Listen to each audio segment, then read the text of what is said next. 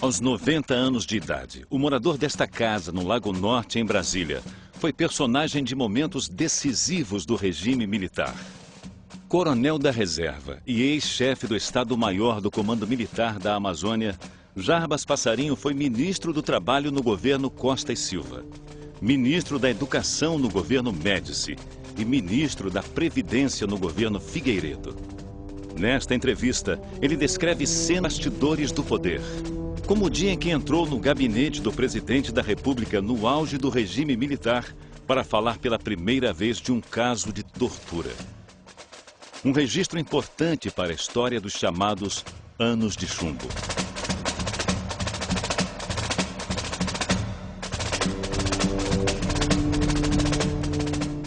Bom, o senhor é um dos últimos sobreviventes de um dos momentos mais graves e mais dramáticos do regime militar. O dia em que foi criado o AI-5, um ato que jogou o Brasil na ditadura. Hoje, 4 décadas depois, o senhor assinaria de novo o AI-5? Com as mesmas condições, eu assinaria hoje. Nas mesmas circunstâncias, eu assinaria hoje. Agora, por quê? Quando o AI-5 foi feito, já foi uma resposta às guerrilhas. Os militares não procuravam dominar o poder. Eles foram forçados pelas circunstâncias. Tive, entretanto, de violentar.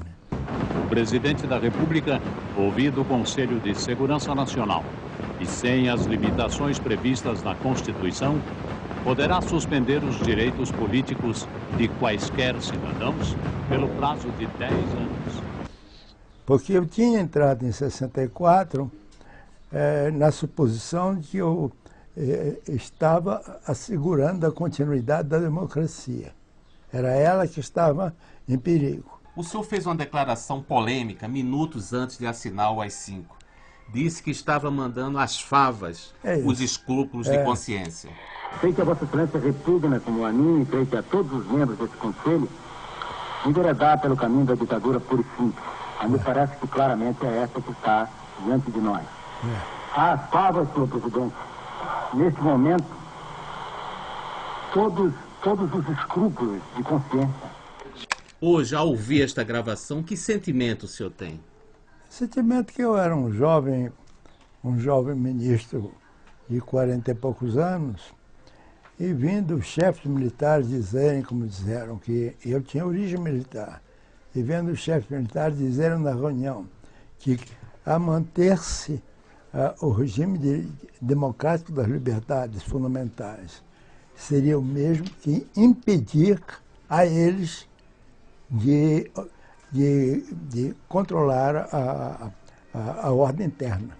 Eu fiz todos os cursos do Exército, inclusive o último de Escola de Estado-Maior do Exército, e nunca estudamos ordem interna. Nós só estudávamos a possibilidade do inimigo como sendo um inimigo extra-fronteira. Eu tenho orgulho, eu tenho a tristeza de que isso tenha sido necessário.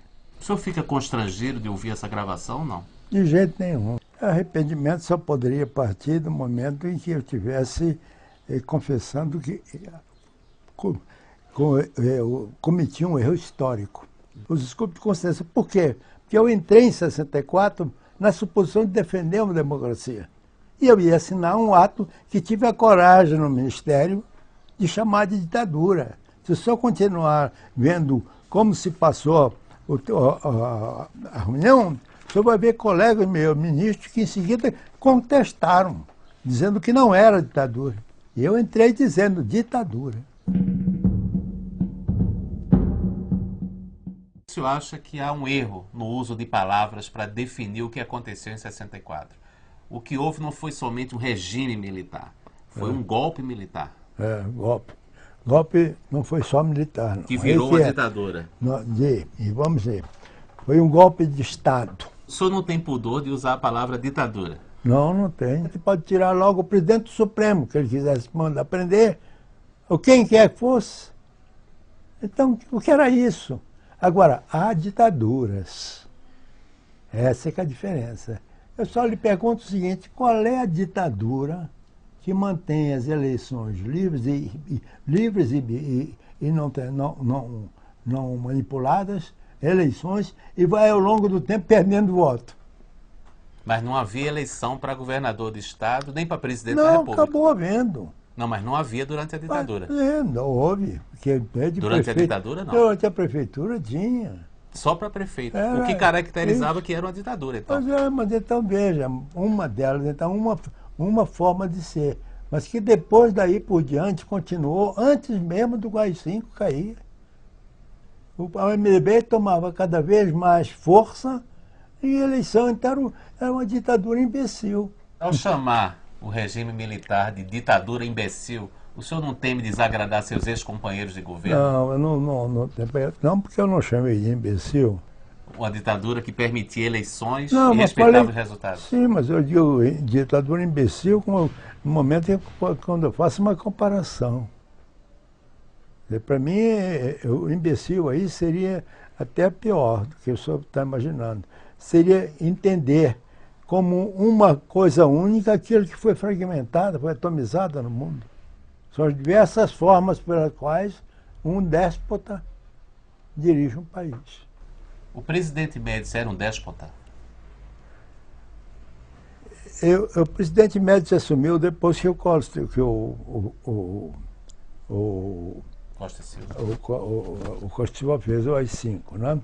Então, nessa ocasião, a crítica que eu digo quando eu falo que era uma ditadura, tive a coragem de dizer numa reunião do Ministério, meu amigo.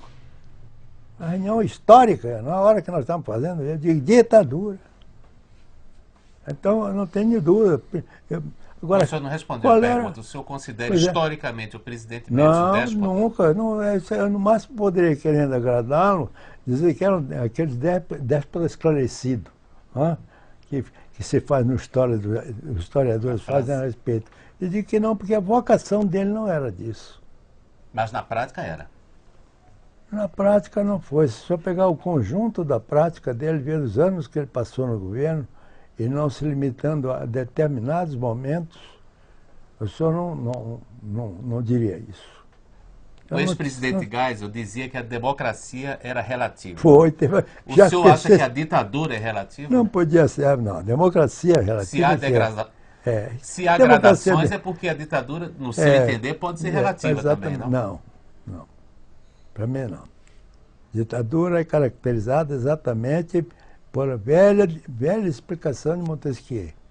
Os três poderes têm que ser separados. O legislativo, o executivo e o judiciário. Se algum chefe detém o comando desses três poderes com ele, é ditadura. O que acontecia quando o senhor era ministro. Pois é. Mas com uma diferença, né? O senhor veja que é uma coisa curiosa, não sei se foi inteligente ou não. Não se fechou o Congresso, permitiu-se ficar como o Castelo queria, desde logo, reorganizar o país politicamente, ajudando a formar o MDB. Mas o próprio Castelo Branco cercou o Congresso e fechou, e o presidente Geisel fechou o Congresso em abril de 77. Vocês são terríveis. O que aconteceu no momento lá, foi até o Meira Matos, coitado, que era um grande amigo meu, e nunca falei que foi fechar o Congresso lá.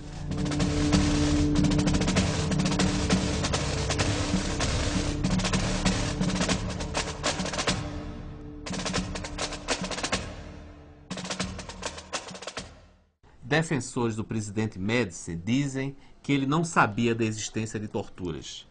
Mas o senhor disse, numa entrevista ao jornal Valor Econômico, que levou ao presidente o caso de uma bancária que ficou em estado de coma depois de ter sido torturada com choques elétricos.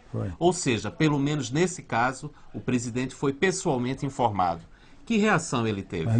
Muito boa. Ele chamou o ajudante de ordem, mandou fazer a ligação primeiro para a Polícia Federal, que era o general Walter Pires, que era o diretor da polícia naquela ocasião. Nessa circunstância aí, o que eu poderia admitir é que ele até então não sabia, porque ele tomou providência e na minha presença ele pediu que fossem punidas as pessoas responsáveis. E eu sei que houve punição naquele tempo, não foi nenhuma demissão, mas houve transferência para o fim das fronteiras e era de duas pessoas, fundamentalmente um sargento e um major. Do Exército? Do Exército. Então, depois, é o que aparece a outra figura do Médici, que é o que hoje se transfere para ele na figura do vilão. Que ele sabia desde logo que matava, não é verdade. É incorreto, historicamente, dizer que o presidente Médici não tinha conhecimento de tortura, porque o senhor comunicou a ele pessoalmente de um caso grave. Uma bancária que ficou em estado de coma. E viu a consequência imediata dele. Em que altura do governo foi? O senhor tem lembrança? Eu tinha iniciado o Ministério da Educação. O senhor acha que em alguma situação a tortura é justificável? Eu não creio que seja justificado. Eu só pediria a Deus, se eu estivesse na ativa, que tivesse de cumprir uma missão dessa natureza, eu me rebelaria. Isso eu tenho certeza. Porque não está no meu ser. Não. Eu não tenho capacidade para isso.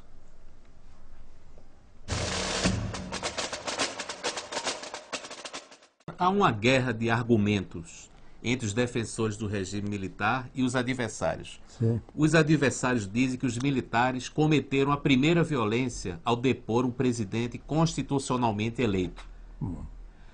Os adversários dizem que o primeiro golpe foi dado por terroristas ao cometerem um atentado no aeroporto dos Guararapes, do Recife, contra o futuro presidente Costa e Silva.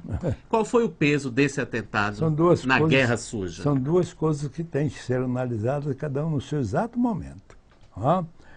Quando houve a primeira situação, não era entendido, às vezes, até por uns poucos companheiros, porque eu falei em ditadura. Não é ditadura? É ditadura. Para mim, nós depusemos um presidente, golpe, sirvo-me hoje mais ainda do livro de um comunista que eu respeito muito, e que se chama Jacob Gorender. Combate nas Trevas. Combate nas Trevas, que eu leu. É um livro decente. No capítulo 6 do livro dele, veja o senhor. Capítulo 6, a pré-revolução e o golpe preventivo. É a resposta que eu dou para esses fanáticos. Este é um homem decente. E dizem que foi até torturado. O senhor defende, então, que o que houve em 64 foi uma espécie de golpe preventivo? Foi preventivo. Para evitar que houvesse um golpe da esquerda? Foi. De qualquer maneira, não é uma violência constitucional derrubar um presidente eleito pelo povo? Por isso é um golpe é o coup d'état do francês, é um golpe de Estado. O senhor, então, não usa meias palavras. O senhor diz textualmente que houve um golpe que se transformou numa ditadura. Depois. Qual foi o peso, então, do atentado no aeroporto dos Guararapes, no endurecimento do regime e no início da chamada Guerra Suja? Feito aquele atentado, não havia ainda sequer a luta armada. Veja só como era. Os fanáticos são fanáticos, cada um faz o seu.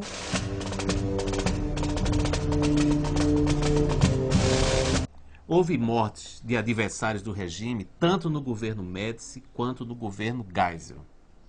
Os dois souberam com antecedência do extermínio de adversários? Claro, não souberam, como no caso do Geisel, foi uma decisão dele, pessoal. Porque o que aconteceu depois com o que tinha sobrado das lideranças do Partido Comunista, né? Que foram mortos, aquele chama do Massacre da Lapa. Veja só, não foi em combate. Aquilo foi em ação, como se fosse uma ação de rua.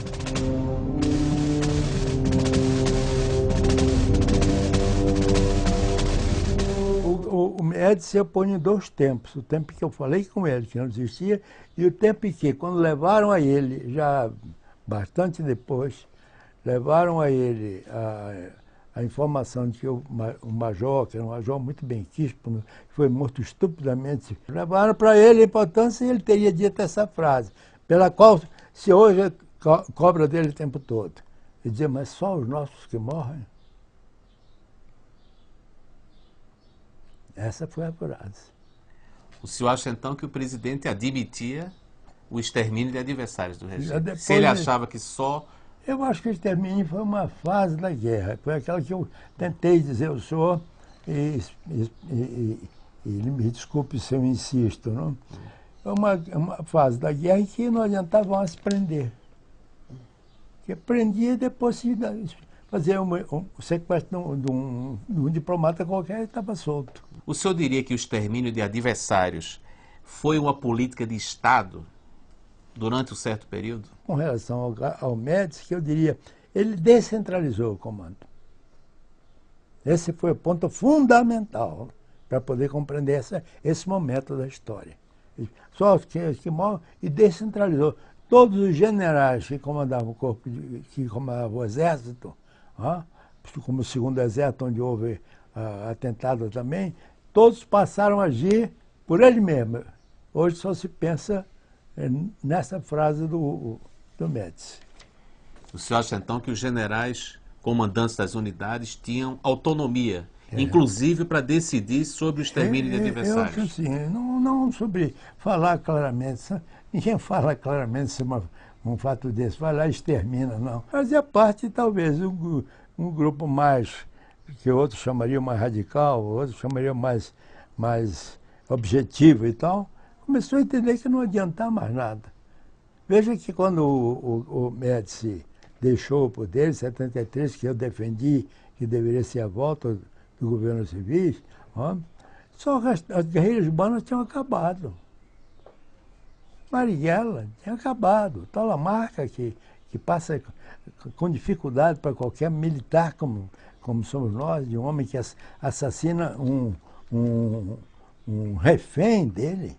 Isso em todos os exércitos do mundo. Isso é um crime inominável. Aceita o refém e depois o mata.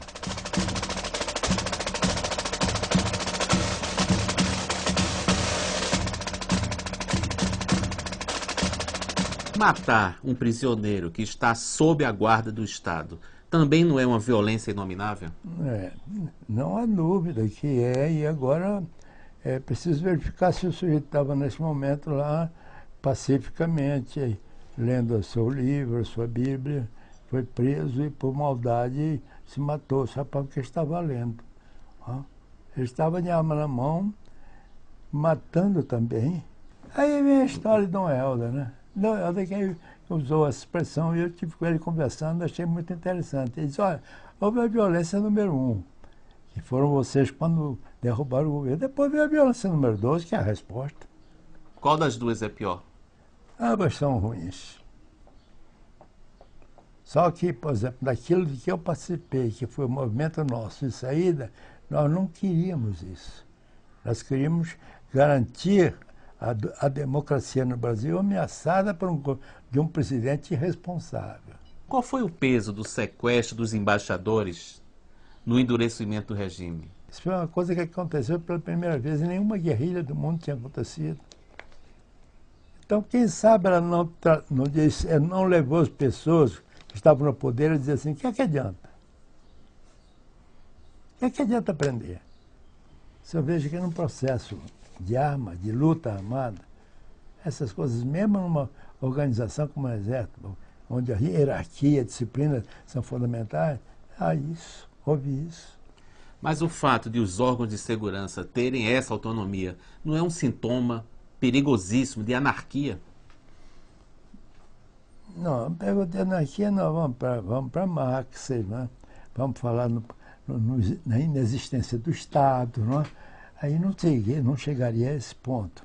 Mas, evidentemente, foi uma caracterização de excesso. Mas livros como os que o jornalista Hélio Gaspari escreveu sobre esse período registram essa anarquia que houve durante um certo momento no meio militar. Eu me dou ao direito... O senhor não aceita essa palavra, não, então, anarquia? Não, como procedimento do Exército é descabido, extremamente descabido. Só que eu sou suspeito, porque eu não leio o seu colega Hélio Gaspari.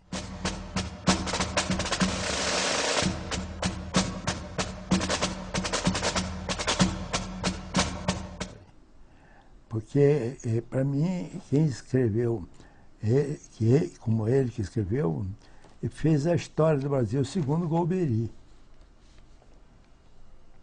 Mas ele é notoriamente um jornalista bem informado. Pois é, tão bem informado que o presidente Geisel, que nunca fez uma